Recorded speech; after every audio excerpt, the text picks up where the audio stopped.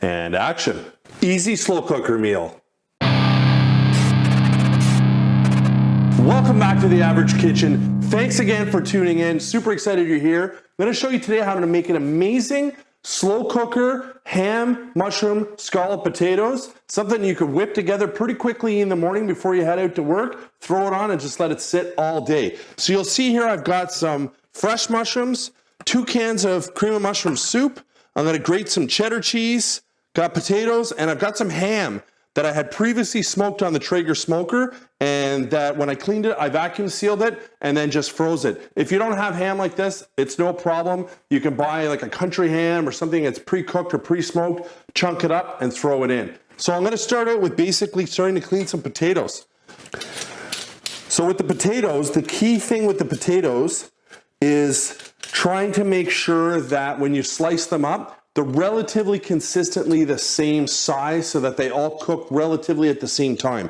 You'll see here I got a variety of sizes of potatoes, but I'm gonna try to cut them or slice them so that they're pretty consistent. So I peeled my potatoes, not like absolutely perfect. You'll still see a couple spots here and there. So basically I'm gonna try to cut them consistently, roughly maybe that size, maybe a hair thinner. And there's a couple reasons why I want to do this. If you cut them super thin, like on a mandolin, by the time your slow cooker meal is completely done, there's no substance left to your potatoes. They basically fall apart. So I want to find that fine line between having them chunky enough that when it's done, it still looks like a potato and has some texture, but not so big that it would take forever to cook. So basically what I'm going to do is try to somewhat, that's probably a better size there. Try to consistently slice my potatoes, and then I'm going to just throw them into a colander here, and I'm going to end up giving them a quick rinse with some cold water to get some of the starch off and a little bit of the dirt that might have been left behind here as well. So again, not perfect, but you're cooking them for your family, so it's all good. All right, so we're on the last potato. So I've got a little bit of a rhythm going here of trying to stay somewhat consistent. The old sticky knife cutting potatoes. So you'll see they're hand cut, right? So they're not perfect, but they're pretty good. So you can actually see, I don't know if you can get in there and see that, Jamie, but you can see that kind of bubbling. It's just basically starch that's sitting on them. So we're just gonna give those a quick rinse.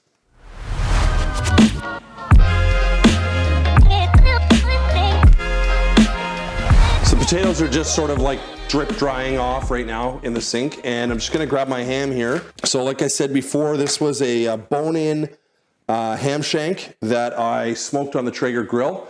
It's unbelievable. And you get them when they're on sale. They're actually very reasonably priced. In my area where I live, they're only on sale a couple times a year, so I always keep an eye out for them because they make a very, very affordable many meals with that ham. So you'll see here when I had done the ham itself, I had just basically just loosely chunked it up. So I'm just gonna cut it a little bit finer here. Nothing crazy, but almost like quasi bite size chunks. And what I'm gonna do is I'm gonna throw it into a pan, and I'm gonna kind of caramelize that a little bit to help lock in that awesome smoky flavor. So my ham is all chunked up, as you can see here. Just gonna put that aside for a second, and I'm gonna throw in a can of our cream of mushroom soup. I'm gonna take our slow cooker here, and then I think I'm gonna set it on high just to get it started. Campbell's soup. I don't know what part of the world. I think it's actually available all over the world. I always thought this was a Canadian company, but who knows?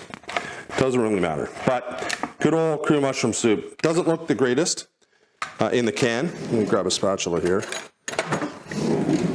So my wife just bought this spatula. I think it's awesome. Like it's perfect for like going into cans. Anyway, so cream mushroom soup. Just gonna throw that in here. Again, doesn't look awesome to begin with, but tastes better than it looks. So we'll just sort of layer that across the bottom there so the potatoes have something to sit on. You'll see once this all starts to heat up together, as I'm making a mess here, the cheese melts, the potatoes start to cook. You'll have kind of almost like a gravy or a sauce in this. So I got all my potatoes here, and I'm just gonna, there's really no fancy way to do this. I'm just gonna start throwing them in.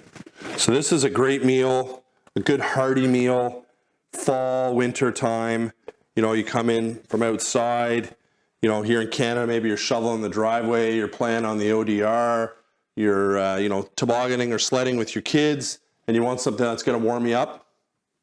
This is the one. So I'm going to put that off to the side. So just adding the second can here, then we're going to give our ham a fry.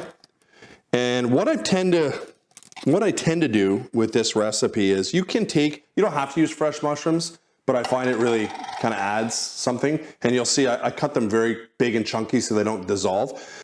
What I wait for is for this to start to warm up, because you don't want to continuously stir it all the time in the beginning because you don't want to break apart your mushrooms.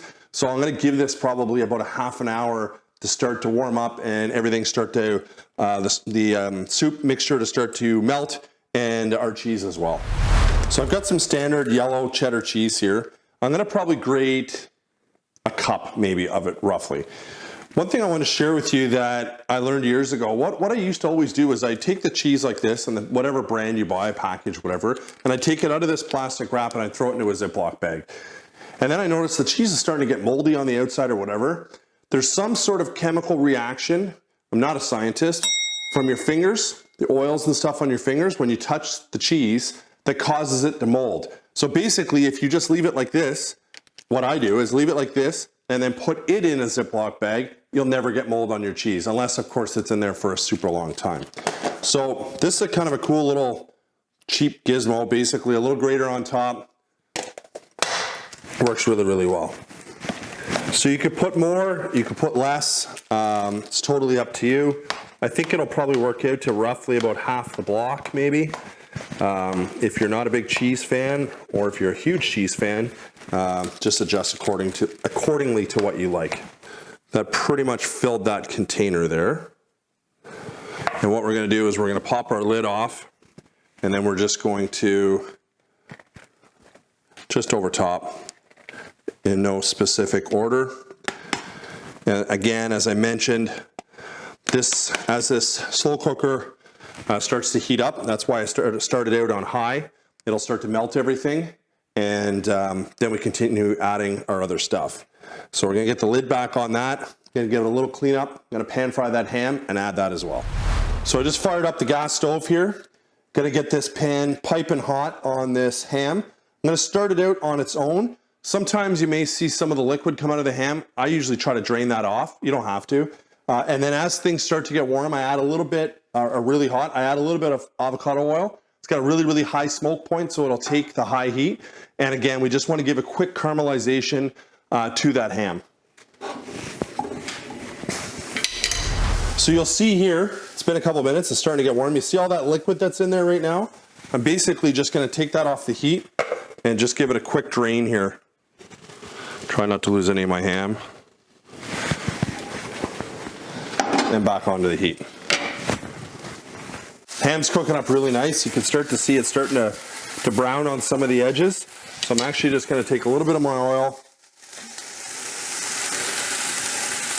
Just dump a little bit in, maybe half a teaspoon roughly. And you'll see now that the pan's nice and hot and the ham is nice and hot, it's going to start to help caramelize and lock in that amazing ham flavor. So we don't want to cook this too much. But another couple minutes, maybe another minute on the stove, and then we're going to dump that on top of our potato and cheese mixture. All right, so our ham's good to go. I'm just going to pop the lid off. You'll see things haven't started melting yet. I'm going to try to do this so I don't block you out here, Jamie. So just going to pour that all in. It's going to help melt everything. And we'll just push that over top like that. And again, this ends up being like a layered kind of casserole anyway, so it doesn't really matter what it looks like right now because we're going to stir it all up once it all starts to get warm. Anyway, lid back on. So I have a pack of cremon mushrooms here. Pretty nice looking mushrooms, nice and firm, which is what you want. They're not all soaking wet. A lot of people will take their fresh mushrooms, they'll throw them in a bowl, and they'll douse them in water. Don't do that. Please, don't do that. The mushroom is going to soak up all that water, and it's just going to be, they're going to be not desirable. Paper towel, and I basically just give them a clean or dust them. More than sufficiently cleaned. Once we're done all these dusting, I'll just lop a little bit of that piece off, and I just go ahead and do the whole pot or whole bowl of mushrooms here. Now, if you don't have access to fresh mushrooms, or if you don't like mushrooms, well, you're probably not going to like this dish because of the cream of mushroom soup, but you don't have to add fresh mushrooms. If you're in a pinch and you want to add canned mushrooms, you can. I don't love them at all, but you could use them. So obviously you can cook let me start that again. Obviously you can cut your mushrooms however you like to. I just find when they're gonna sit in a slow cooker we're probably gonna cook this dish for 4 or 5 hours, that if you slice them super thin, by the time you serve your dish, you won't even notice that they're there. So a mushroom this size, which is, I don't know, 1.5 inches around maybe, I'm just gonna lop part of the top off like that, and I'm actually just gonna cut this one right in half. So that's it. So again, this one's a little bit smaller, but I'm just gonna cut it in half. So I'm gonna just lop those ends off slightly. And this one here, maybe I'll just cut it in thirds, and we'll have some chunky mushrooms. So the mushrooms are finished here. You'll see they're all relatively close to the same size. If I have a look inside, I gave this a quick stir. It's still not quite ready yet. So I think what I'll do is maybe give it another 20 minutes, half an hour, do some cleanup or whatever, and then I'll add my mushrooms. So I gave it an hour to start to sort of break down, and it is. And I noticed it's a little on the, not dry side, but on the side of caution, I added 1 more can of cream mushroom soup. So you'll see here it's starting, that's the can that I just added. The cheese is starting to melt. So I'm gonna basically turn this back, or turn this down to low. And now I'm just going to work in my mushrooms. And I'm just gonna gently sort of stir these in. So you can see that everything's starting to melt. And again, we're gonna give this 4 or 5 hours to cook. This is a pretty massive pot that I made here. So if you're making one a little bit smaller, you probably don't need that 3rd can of cream mushroom soup. And I'm definitely gonna add a good amount of salt and pepper as well. So I think what I'll do is cook this for another 4 or 5 hours, and then we'll come back and we'll have a look at how it looks. So roughly 4.5 hours, 4 hours into this slow cook. It smells amazing. Let's check it out here. Looks fantastic. I really hope you try this. I really hope you like it. I hope your family likes it. If you want some more amazing food ideas, check out our other videos. Maybe Jamie will put one somewhere on this screen somewhere. Don't forget to subscribe, hit the notification bell, and we'll see you on the next episode.